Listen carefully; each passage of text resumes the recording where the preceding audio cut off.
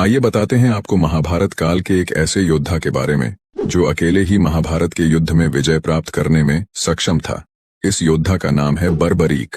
महाभारत में पांडु पुत्र भीम को एक पुत्र प्राप्त हुआ था जिसका नाम घटोत्कच था, और घटोत्कच के भी एक पुत्र हुआ जिसका नाम बर्बरीक था। बर्बरीक के पास माँ दुर्गा द्वारा दिए गए 3 दिव्य बाण थे।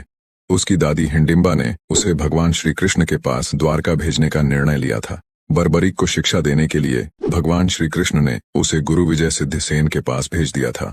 गुरु विजय सिद्धसेन ने बर्बरीक को एक महान योद्धा बनाने की शिक्षा दी और न केवल अस्त्र चलाना सिखाया बल्कि उसे वेदों का ज्ञान भी दिया। बर्बरीक ने अपने गुरु के कहने पर मां नवदुर्गा की आरती की और उनसे ऐसे 3 दिव्य अस्त्र प्राप्त किए जिनमें से अगर एक भी बाण किसी सेना के खिलाफ छोड़ दिया जाता तो उसका सर्वनाश हो जाता। घटोत्कच के 2 पुत्र थे, बर्बरीक और अंजन पर्वा। घटोत्कच का विवाह दैत्य राजमुरा की बेटी कामकंठका से हुआ, जिसे भगवान श्री कृष्ण ने वरदान दिया था कि उसके पुत्र बर्बरीक युद्ध में अजय रहेगा। बर्बरीक एक महान धनुर्धर थे और 3 बाणों से पूरी सेना को समाप्त कर सकते थे। यह बात जानकर श्री कृष्ण दान में उसका शीश मांग लिया। बाद में श्री कृष्ण ने कहा कि कलयुग में तुम मेरे नाम से पूजे जाओगे। वर्तमान में उन्हें खाटू श्याम कहते हैं।